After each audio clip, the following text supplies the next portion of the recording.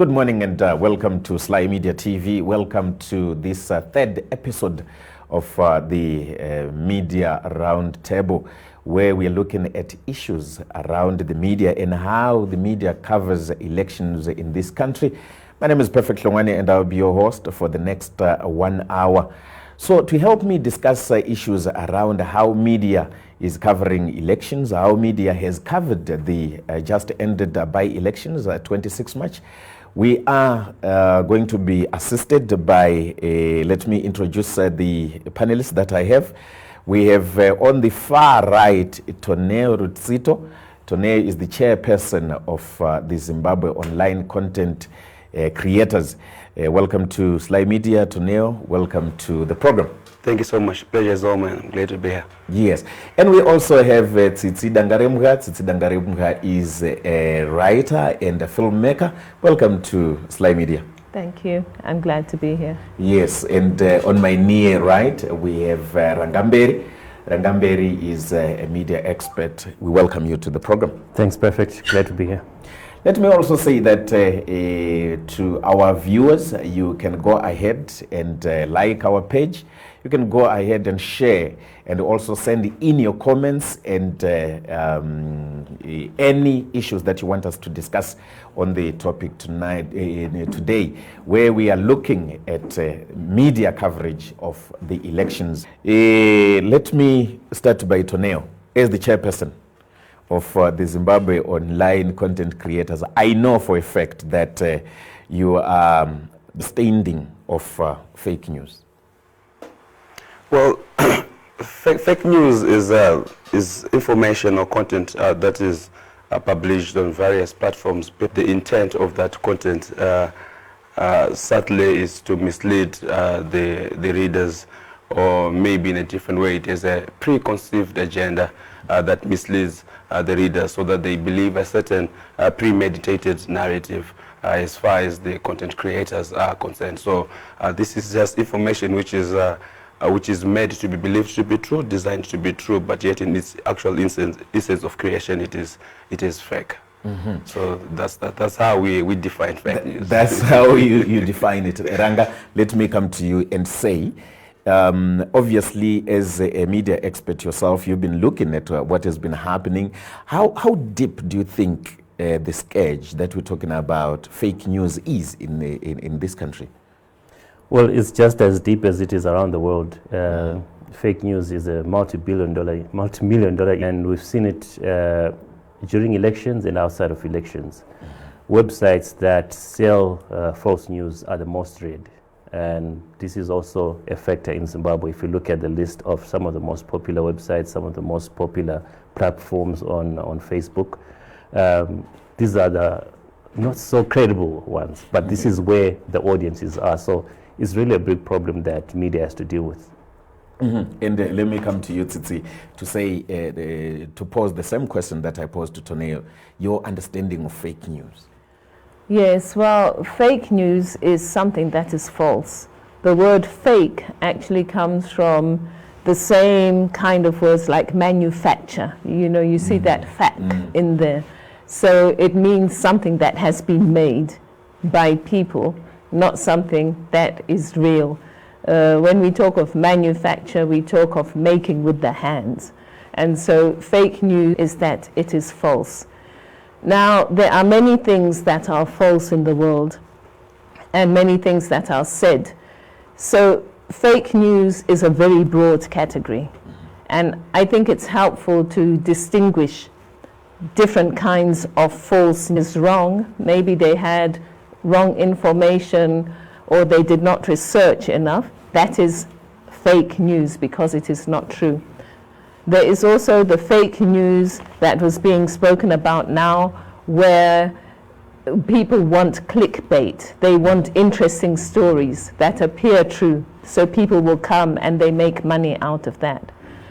There's also misinformation or disinformation, where a little bit of truth is taken and it is twisted. And then there's also propaganda, which is a systematic putting out into the media of news that is false. So there are many different kinds of fake news, and we can see that if it's a mistake, that can easily be rectified. Sometimes people also do satire or parody. Like in Zimbabwean social media, you see a lot of jokes, you know, because people are fed up, so they start making jokes. Sometimes you can take them seriously if you don't know that it's a joke. So that is another kind of fake news, but it is not intended to mislead. So there's a big difference between fake news that people do in order negative. So coming back to you, the issues that she's raising, that some people would do it deliberately. What would you say is the environment in Zimbabwe in terms of fake news? Do you think that people do it deliberately? Do you think that it's because of the dollar? What is it? There's all of that, and like Tsitsi was saying, there are different types of information out there. So in our line of work at ZimFact, we research fake news as a profession. So there is different sets of misinformation. First, there's misinformation. Then there's disinformation. Yes. There's also something they call malinformation. So disinformation is the most insidious of all, because it's really information that is deliberate. I totally create something about Tsitsi or Toneo that I know is totally incorrect because I have an agenda. So when I put that on the internet, somebody who believes it doesn't know that I've done it deliberately, and then they share. Then it becomes missing that this is information that was created deliberately by someone doing disinformation. So disinformation is where it starts. It's where someone starts something deliberately, put it out there on the internet, or to check every information that they get, because look, we are all in WhatsApp that knows everything. So always check. So because, yeah. Toneo, let's look at the just ended by-elections to say that, would you say there were any instances of fake news as you that's in the run-up to the by-election? Well, to a major extent, there was fake news, and I love the way my brother clearly articulates, he expurgates very clearly the difference between the disinformation and misinformation. Yeah. I think specifically because of elections here in Zimbabwe, there was serious disinformation, which means that there was deliberate fake information that was put out there for the consumers. Specifically, I think the biggest one that, if I had to give prizes away, I think what took the cup was the number of guests that a certain political party purported to have attended their rally. Even before press, they would honestly lie between their teeth to say there are thousands of people, but the press witnessed less than hundreds of people to say, well, thousands of people at this rally, and would wonder, was there another rally that occurred in between the press address and the actual rally itself? So there was disinformation. And of course, there was fake news in terms of there's a thin line between also, I think, electioneering and disinformation, where we now need to dissect exactly whether or not it was actual fake news, or maybe it was just maybe a mere issue of electioneering, where there were many promises that were given to the electorate which we knew they were not feasible, they were not attainable. So we always see this. And unfortunately, specifically for Zimbabwe and Africa, we're not going to be seeing any stop of such kind of information. It's going to be going on because a lot of time politicians find this opportunity to then start propagandizing and giving people hopes of things that they know they will not be able to get. But from a media perspective, which is our main thrust here, it has been very unfortunate, where I would say most of the media houses, they fell to the ills of misinformation than disinformation, whereby they were not specifically given the right information by various political commissars or information TARs from different political parties. And you would see many media houses, without necessarily mentioning any names of any media, specific media house, you would see that they were then running with information that they honestly thought was the actual factual information, but upon then dissecting the same information, you'd find out that there was a little bit of truth in it, and the larger part of the information was intended to just hoodwink the electorate, or should I say the viewers. Yeah. So yeah, there was a bit of misinformation. It brings out two issues here, to say that disinformation may come from the news sources and also from the media itself. But I want to say to you, is it not the responsibility of the media to then check the facts, check the information that the media is getting from those information sources that you're talking about? You see, I honestly think that we need to do a lot of collaboration with organizations like Zimfact, where I've honestly seen that many a times media houses, they fall prey to fake news, not by choice, but by lack of tacit or tact, to be able to identify and distinguish between the two. Where half the time you'd actually see a renowned editor or a renowned journalist running with fake news, not because they want to disinform, but because they've also been misinformed, which is a challenge that we have in Zim. We've got some satire media houses which actually thrive on misinforming those ones. It's a different ballgame altogether. But what is much more said is having a certain media houses running with a loud headline or a story which they'd honestly initially believed from the onset, but only after a little bit of fact checking, which you can tell that what they actually lacked within the media houses are basic tactics to just do information verification before they actually hit the print button. So that has been a problem with most media houses, and they are depending with certain people who have a preconceived narrative, and they are always found wanting, unfortunately, and they run to print. You know, one of the biggest problems that we've had, especially in the online industry, is everyone wants to break it fresh and fast. Yeah. And in the quest of trying to do that, they've always fallen prey to that. And only very few of those who come back and say, "Dear reader, I'm sorry, we misinformed you. We are here to retract that story." So that has been a big problem in the industry. Yeah. So these issues that he's raising, what do you do as an organization yourself to help? Yeah, you wanted. Yes, if I may. I think there's an important point that's coming out here about the different kinds of fake news. I agree that on our online platform, so if you are not willing to put your name to an article, it really does raise the question about the veracity. So I think it really is important to understand that difference between this preset that people are following. And we have that. Of fake news. Yes, the effects of fake news are very serious for a population. I will digress very briefly and say that this whole idea of fake news came into the popular usage when Mr. Trump was president of the United States. And it was Mr. Trump's tendency to call any news item that he did not agree with, he called it fake news. So this is how we have received this into our common language usage. And sometimes we need to stop and think, when I call this thing fake news, what am I really talking about? Am I talking about something that is not serious in its effects, or am I true? So now, what are the effects of fake news? The effects of fake news are a piece of fake news. So everybody is unsure now. They say, I don't know what to believe. The truth is, we cannot behave well, because behaving well requires that we know what is real. So that is a very big effect of fake news. One of the other effects of fake news is that it makes people develop an appetite for these fake stories. This is what you were talking about. And so people make a living of actually producing fake news, feeding people misinformation. And this also has that same effect of people consuming things that are false, which means they do not know what is right. So that is one of the biggest effects of fake news. It brings uncertainty and it eats away at the truth. People no longer know what the truth is.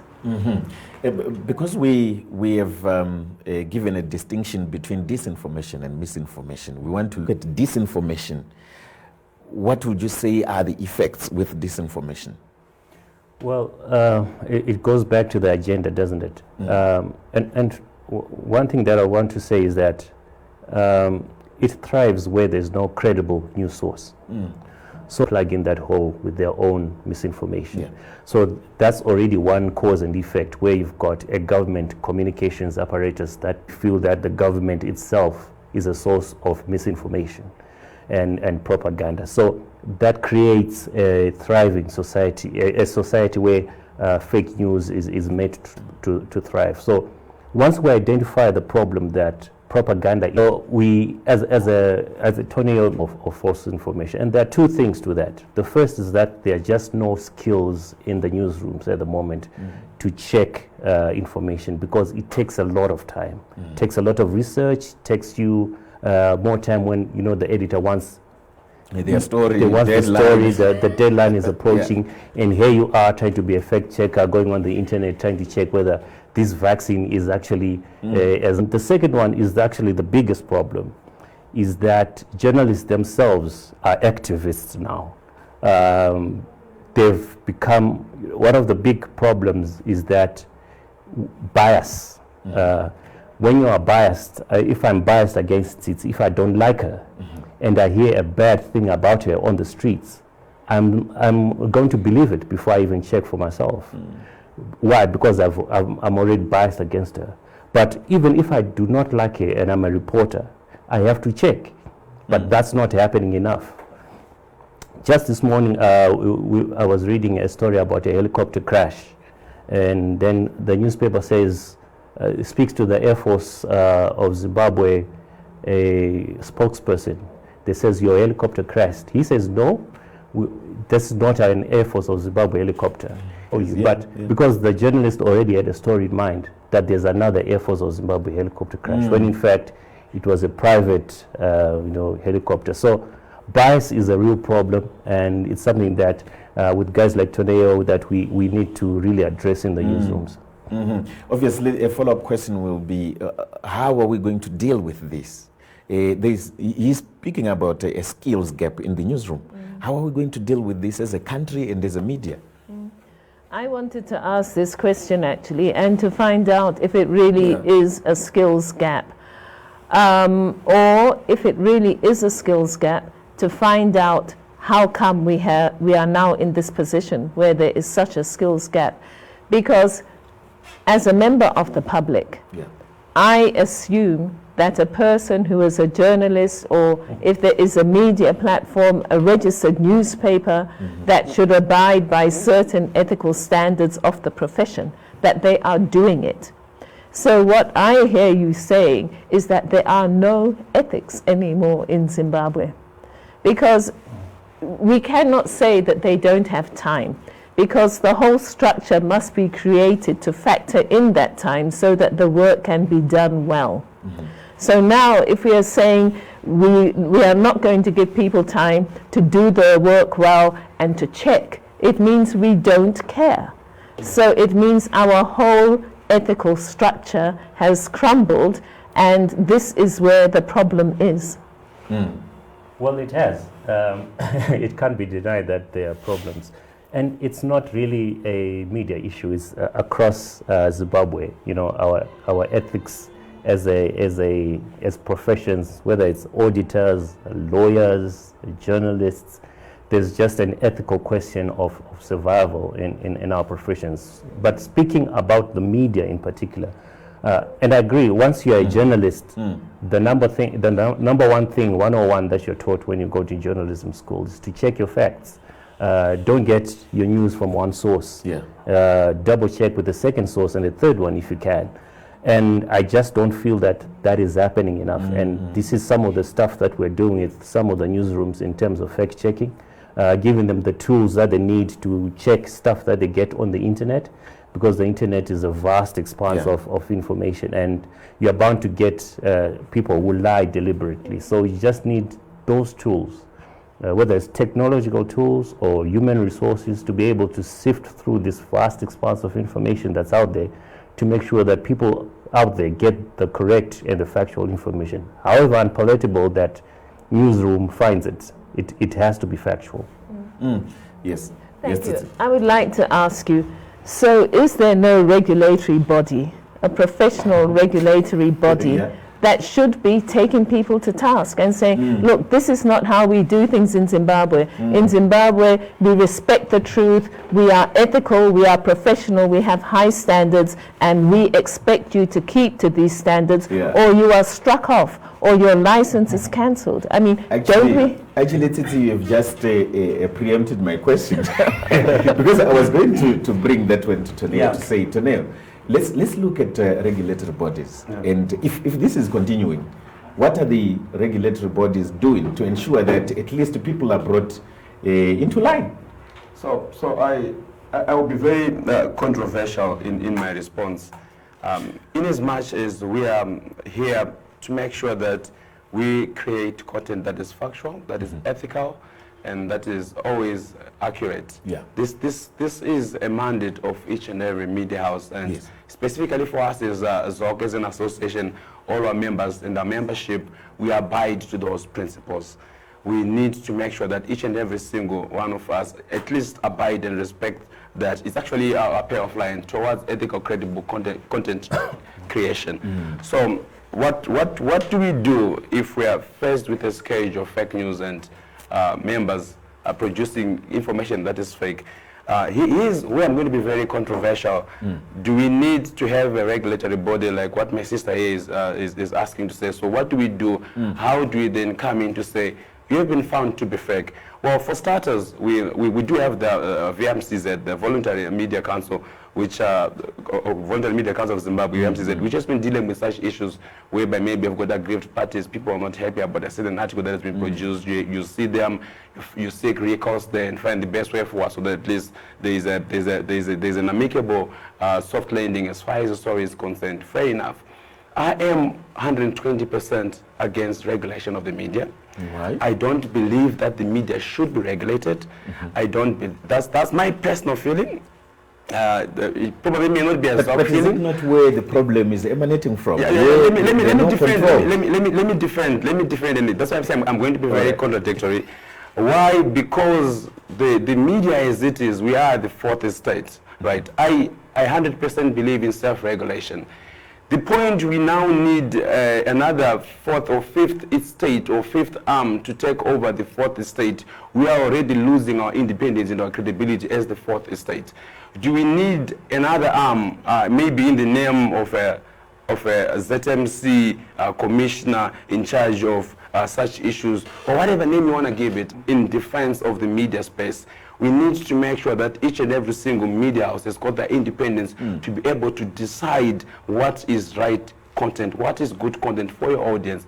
The moment an editor wakes up each and every single day to say, today we're going to be providing information that is fake, that is not credible, that is untruthful. The honest truth is they're not killing only their masses. The biggest victim there is you as a media house. You're shooting yourself in the foot because you're not feeding information to a stupid audience. You see, so one day, like what my sister says, already said, that you know that the Herald is going to be publishing a fake story on the front page.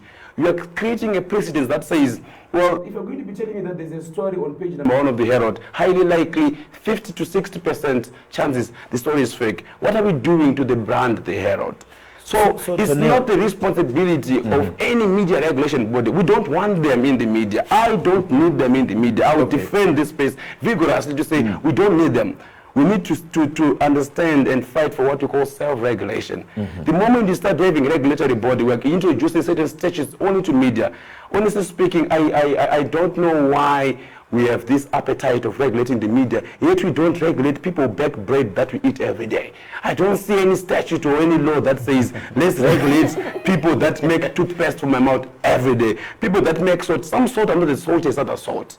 We don't have any regulated bodies there making noise about it. But the moment the media says this and that, we've got all hell breaking loose only because it's the media. We are a professional, independent media association, and we deserve our own But all the things that you are mentioning, Toneo, they are standards to be followed, right? Definitely. All the products that you mentioned here, they go through a process of making sure that they satisfy certain standards. And it cannot be that media wants to be independent in Zimbabwe.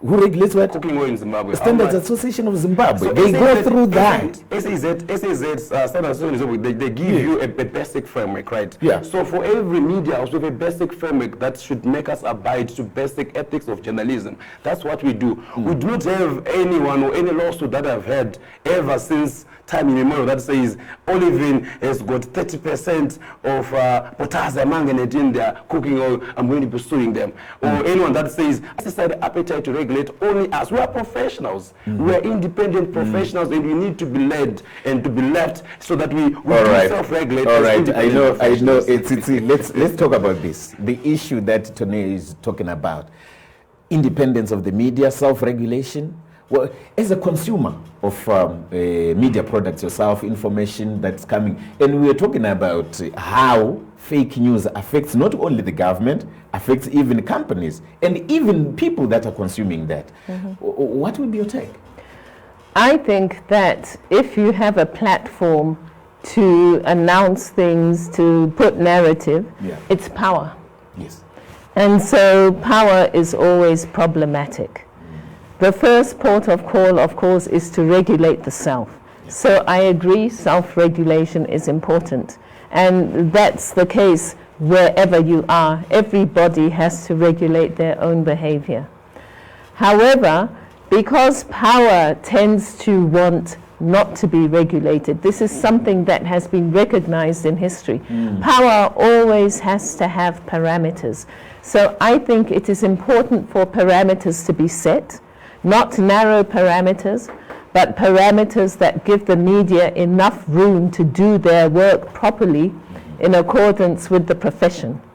But I think there has to be a mechanism for censure if the media operates without that framework. Because now, by this very argument that we have that people should only regulate themselves, this is why we see the proliferation of this clickbait type news. Because people say, well, if I put this on, I heard it from so-and-so, I'm going to get 50,000 clicks in 1 hour, and this company is going to want to advertise. So that's how people make a living. So now we have competing forces. We have the competing force of wanting to tell the truth and to be a journalist who does their work ethically. And we have the economic force, but if I just change this or I don't really bother, then I will get more money.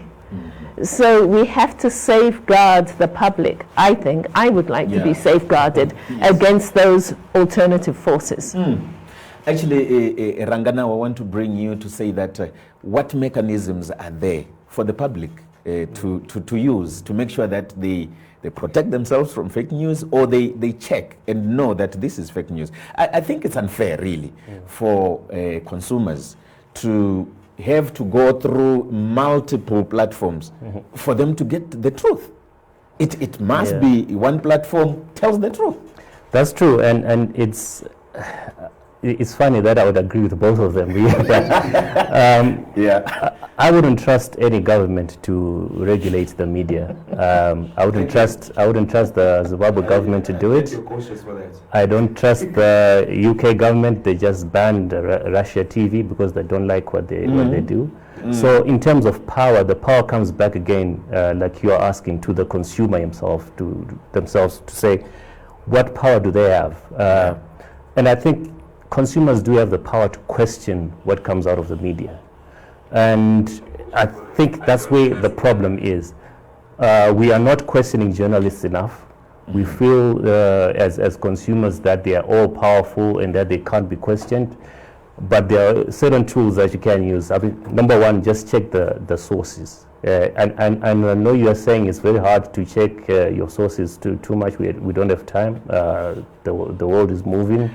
Money must be made, but you just have to find out what kind of source am I reading. Who else is reporting about this? Is another credible news source reporting about this? If there's a fire, if you see a picture that says there's a big fire, the Reserve Bank of Zimbabwe is on fire, clearly you're going to find it on other news sources. But if it's only your WhatsApp aunt that's telling you about that, clearly it's going to be false. So always check your sources, check the credibility of the person that's telling you that, And in terms of pictures, pictures are some of the best sources of information, but they're also some of the worst sources of misinformation. So there are certain online tools that you can use.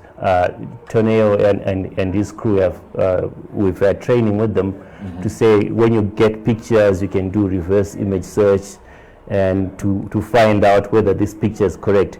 But all of this takes a lot of need. You know, the consumer has to want information. So our biggest problem again is not that consumers don't have access to these tools, is that people tend to believe what they already want to believe.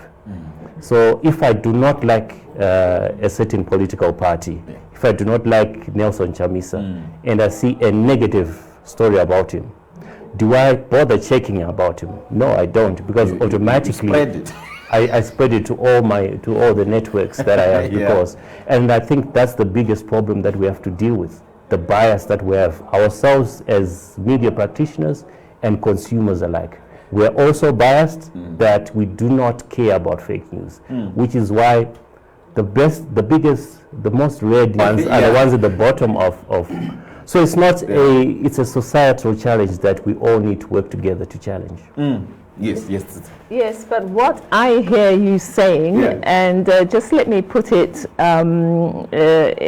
without any dressing, what I hear you saying is that there should be impunity. No. Excuse me. Taken to the logical conclusion, that is what you are saying. There should be no regulation, there should be no repercussions for putting fake news out there. It is up to the consumer to check. If I may respond. Yes. Let us look at the medical profession. Yes. If somebody makes a medical error and people say, well, it was up to that person to have checked everything about the operation, and it is a profession, and so there are standards, and people cannot make mistakes and go against the profession without repercussion. Yeah, and this is where I was saying, perfect. I kind of agree with both of them. I agree with, I didn't expand on my point that time. So I wanted to say, I agree with Toneo that I don't want governments regulating the media. I would rather have a law society of Zimbabwe kind of arrangement, where we sit down as media and call ourselves out. And I don't see that happening a lot in terms of media. Have you seen journalists calling each other out a lot? Even you're active on Twitter. Do you think that journalists have the goal to call each other out? They're not doing that. They're not doing enough. And the Voluntary Media Council of Zimbabwe does a lot of good work because they bring you and say, look, you've got a dispute with the Herald. They lied about you. They lied about you writing something in your book that you didn't like. You can go and get recourse. So I think that's one of the platforms. But I think what needs to happen further, we've got Zimbabwe National Editors Forum, for instance. These are your editors. So I think they need to be stronger in that, to act like your law society, your Standards Association of Zimbabwe. And I think even accountants have their own professional body, which is quite hard when it comes to people who violate the codes of the profession. And I don't see that in the media, which is where I now disagree with Tony and agree with you. we are not. I don't want government doing it, but I'd rather have stronger professional institutions doing it. And we don't have that, to be honest. So we are always looking at training people in terms of fact-checking and training some of these organizations to say, if you continue doing this, it's your credibility on the line. So it's not about impunity, Tsitsi. I'm looking at a professional body looking after its own interests in a more professional way. Okay, can I come back on that one? Before I go to Tony. Thank you. But isn't that problematic in the Zimbabwean scenario? Because most of the media platforms where journalists work are actually controlled by government. So what is normal in these professional bodies that you talk about is that it is senior people who are respected and who have upheld the ethics of their profession who actually form these regulatory bodies. So how do you see this working in Zimbabwe? No, when I say regulatory bodies, I'm not talking about the Zimbabwean media. People.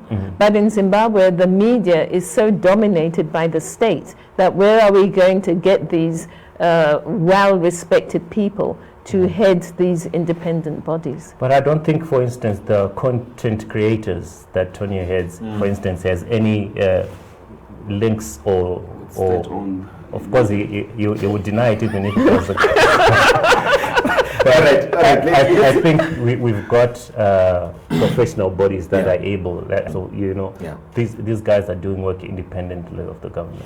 Toneo, you wanted to come in and disagree a lot with what Tsitsi was saying.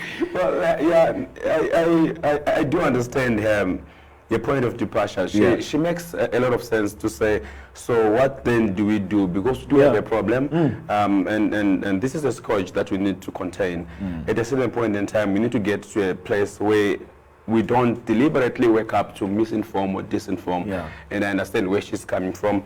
But you see, I come from a media defense background that says, hold on, we've got this. We have a problem, yes, we understand. Do we have it? But do we have it? Honestly speaking, do we have it? Because if we're talking about fake news today, I mean, from the time that you guys came to life, right, as ZOC, until now, we must be at least seeing a reduction in the issues that we're talking about. That's very true in this very much world, but understand also there's a bit of a complexity within the association and the active members, right? So in association is like VMCZ. In association is an association of voluntary members. Yes. We are not police officers over anyone who's posting whatever they're posting on their social media. So Tsitsi, for example, she's a very active online content creator. But Tsitsi is not our member. We don't get to sit down and regulate her or advise her otherwise, because Tsitsi is not our member. So we only oversee our members. Our members is about 156 top content creators in Zimbabwe. But we don't have jurisdiction over anyone who wakes up or a citizen journalist. So if someone wakes up today and says, I'm going to be tweeting anything about A, B, and C, what we may probably do is to just make a statement as an association. But we don't have a voice over everyone that posts anything in Zimbabwe because of how we are constituted. So it's our membership first. What we may do, what we may make statements, we may make statements over irregularities as far as information dissemination is concerned. But we don't have a voice over her if she is not a member, in as much as any other private players may not be regulated by other bodies which they are not membership of. For example, Russia does not fall under the Human Rights Commission. So it doesn't really make sense for the Human Rights Commission to actually make certain regulations over Russia when Russia is not a member. I'm just giving a very wild example there. So that is also part of our problem. So you do not become our member by automatically you being an online content creator. You become our member because you are a member, which is a bit problematic. So that's one of the issues that we're dealing with. Number two, what do we do with our own members who we think that probably maybe they are rowdy members or they are crossing the line? So we do meet.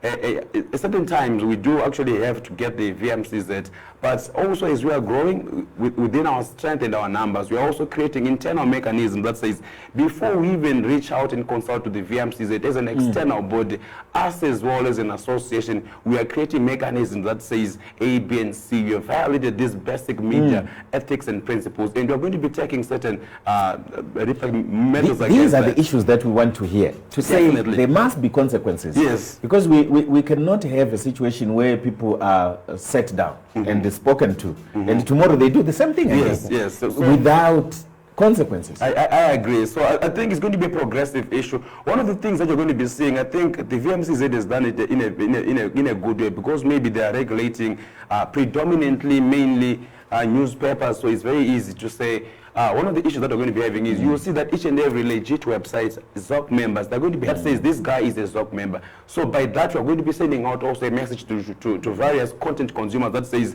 if at least, for example, SlyMedia is saying this, and SlyMedia is our ZOC member, trust them. You see, the moment you go against our ethics and standards, we are going to be actually revoking that page number that says, you know what, you have done this 3 times within a year, or 3 media house XYZ is not our member, so take their content at your own risk. So these are measures that we're also going to be putting in place.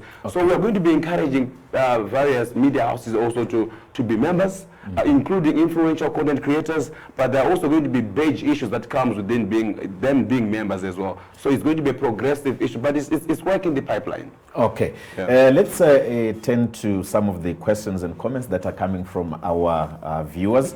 Effort Manono says social media is playing both negative and positively as far as information dissemination is concerned. We need to make sure as media practitioners we remain from politicians, because for a politician to have a following, lying is one of the tools to attract attention, which is different to a journalist. One has to write or report verified facts so that so as to attempt. You wonder whether sometimes you wonder, reading from a well-respected person posting pure lies and you don't know what will be happening. Currently, community radio stations were given licenses, but the government is all them. These are some of the comments from our listeners. We will continue reading those comments and questions. But I want to take you back. I'm really worried about the issue of what it is that we need. Politicians lie to attract attention. And I think that comment shows where we are at as a nation. We are not outraged. We now think it's normal. Lying is okay in this capacity of truth. People do not know what to believe, and they begin to think it is all right to believe lies. And that is chaos. It's a recipe for disaster. So we're looking at something that affects the media and which is very important for the media, mass media. What are the mass media that reach millions and millions of Zimbabweans? The damage that can be done by the mass media peddling disinformation, false stories on Twitter, for example, which we say in Zimbabwe does not have that many followers, who put out something that is not true. And so we need to understand that we need different kinds of operate is crucial for the way we think as a nation. It is because the mass media has made it all right for questioning ourselves. I think initiatives that we've heard of here, where there are bodies that are self-regulating, are important, but we need to get the information out. I think bodies that are doing the kind of work that is being done by my brother over here, I understand the uses of propaganda. People will look at a population and they will say 70% of this population do not up your home. You can't even get a connection. How can you start searching to see what the truth is? So if we all know that that is the situation, and yet we are putting out false information, it means we want to mislead people. So we need education campaigns to people that there are people who are out to If somebody sits down and says, I want to tell this person a lie, it is because that person has something to gain by you being wrongly internet. Ask people, did you hear about that? What do you think? Could it be right? Also to have an open mind. We tend to want to cling to things as Zimbabweans. Maybe we feel safer when we can say definitely that is the truth. We will just become the victims of people who think lying is all right. So I think education is really important to the people. Yeah, and I also wanted to bring out the role that the general public about an issue where you said, let's assume I don't like you, and I see a story that says something that is negative. The next thing I'm doing is clicking the button, sharing that. Fake news. Well, that's exactly what people who create disinformation are banking on. They're banking on people using their own biases to spread information. They're banking on us pressing the share button before we check whether it's correct or not. And this is a disease that's not really peculiar to Zimbabwe. It's they create content out of whatever it is, whether it's about Ukraine or whatever, and people make money. So it's really down to us. And I know it might sound like we're putting pressure on readers and the audience, but before you share, think twice about it. Issue of bias, perfect. When we spoke about an example where a media outlet says there's going to be a coup tomorrow. If I want a coup to happen tomorrow, I'm going to believe it, right? But the next day, that same media outlet says there were 200 people at Nelson Chamisa's, rally, when in fact there were 5,000. I'm going to hate that guy tomorrow, but he's the same guy I was cheering on yesterday, because he was saying something that I wanted to hear. So I think we need also to check ourselves, check our own biases before we share, because this is exactly how these people who are creating this content are gaining advantage over us, because they know that we have biases, and we're going to press that share button before we check. Let me read some more contributions here. Chantel Boy says, with this media literacy, everyone is now a journalist. They create news, sometimes fake news, and they publish. And the next person spread the news without confirmation, what we're talking about. Tsitsi, you are very correct there. Media should be accountable to the public. That's another one. Lawson Jira, reporters must have freedom to report things as they happen without being regulated. I see Toneo is smiling when we speak about no regulation. Mr. Jira, you are correct. The editorial opinion must clearly be distinct from fact or news. We are here. We can govern our own media houses without prejudice. Musarote. Those are some of the contributions. Let me see if I can read some more. Tete Rasta says, we are here. I already read that one. So you are an important organization without enforcement powers. Finish. I think this is directed at you today. So there's an unfortunate appetite to regulate anything that works, if you ask me. Okay. And I think I've seen that as a cancer in Zimbabwe.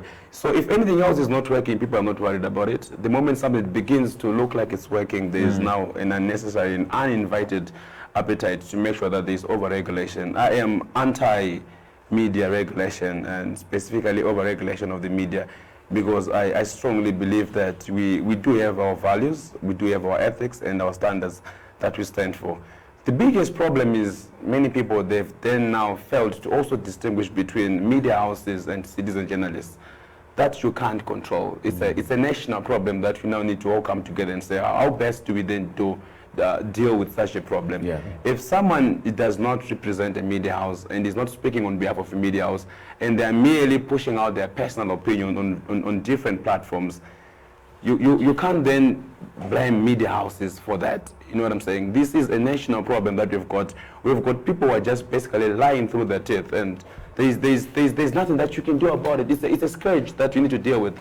Let's not confuse that with media houses that have got bad media policies as far as their information dissemination is concerned. That's why I'm always coming out to say, who is lying? How do we fix that problem? And should honestly online content creators be blamed by, for example, a socialite? I wanted to throw a name there.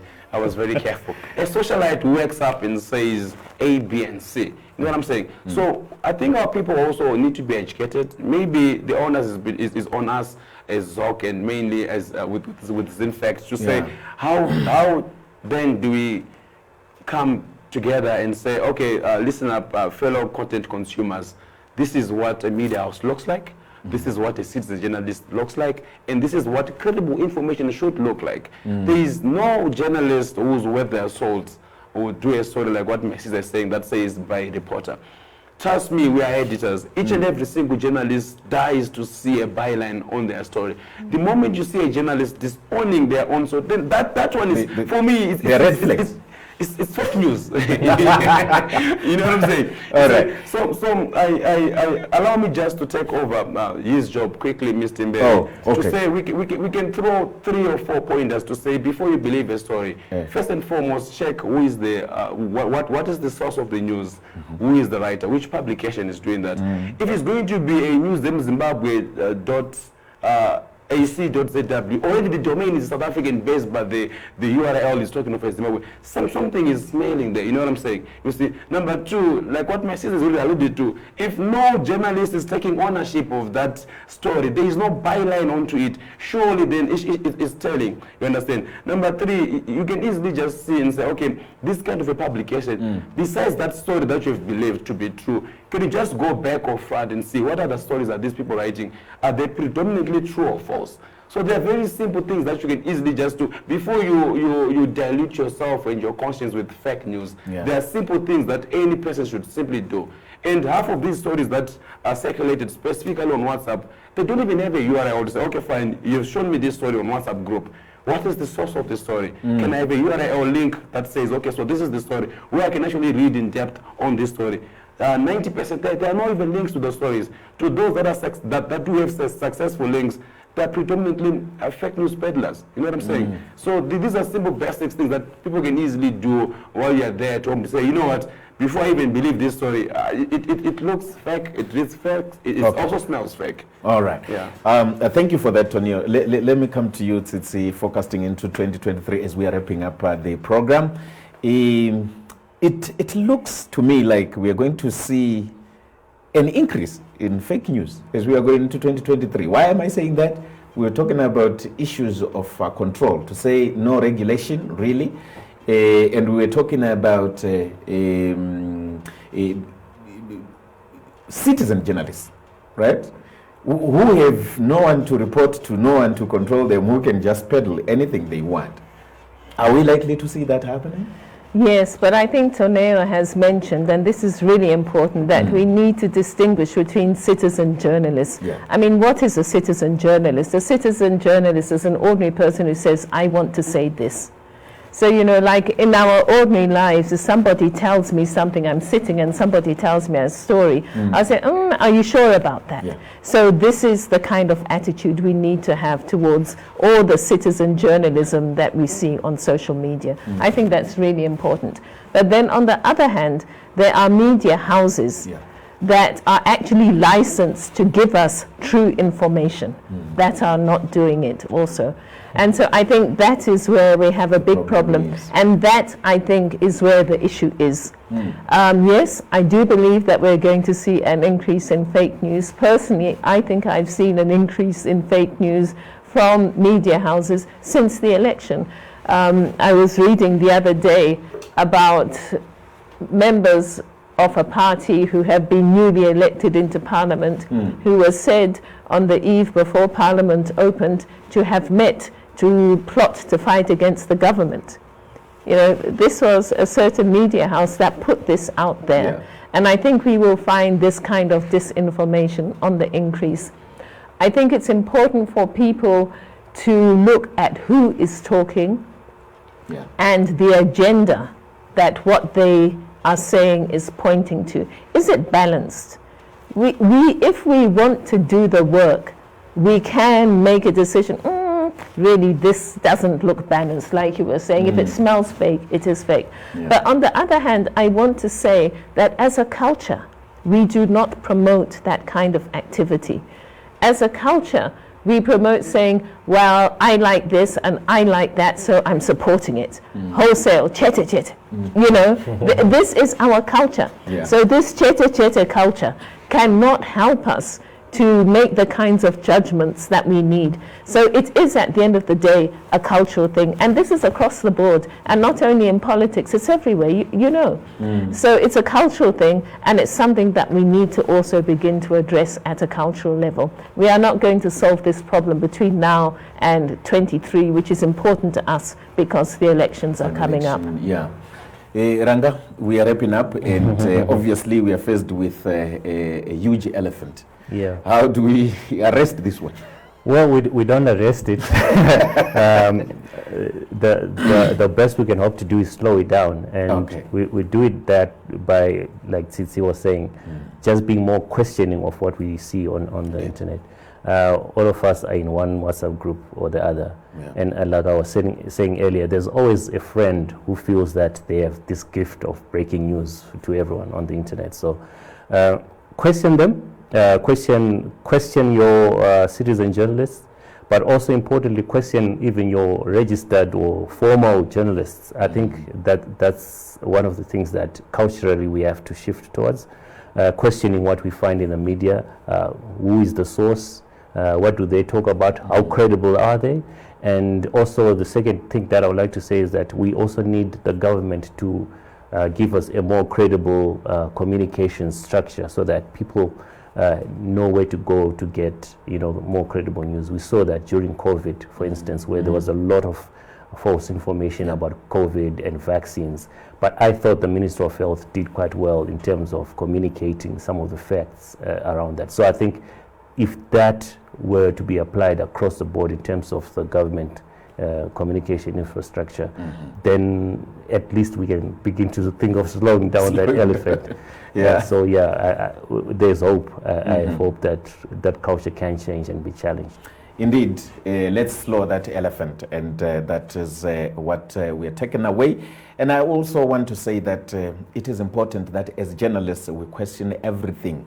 We don't just take things at face value, and even the consumers, you need to question everything, not just take it on face value. This is important. It will safeguard you, it will protect you, and make sure that you have the correct information. Let me say thank you so much to our partners, Media Center, and thank you so much to the panelists that I had on the program, Ranga Mberi from Zimfact, and we had Tsitsi Dangarembwa, a writer and also a filmmaker, internationally renowned, and we had also Toneo Rutsito from ZOC, Zimbabwe Online Content Creators. My name is Perfect Hlongwane. We're going to be having more of these discussions where we're looking at the media and what it is that we can do as a country, as the media itself, to ensure that we give people information that is credible, that is authentic. Have a good day.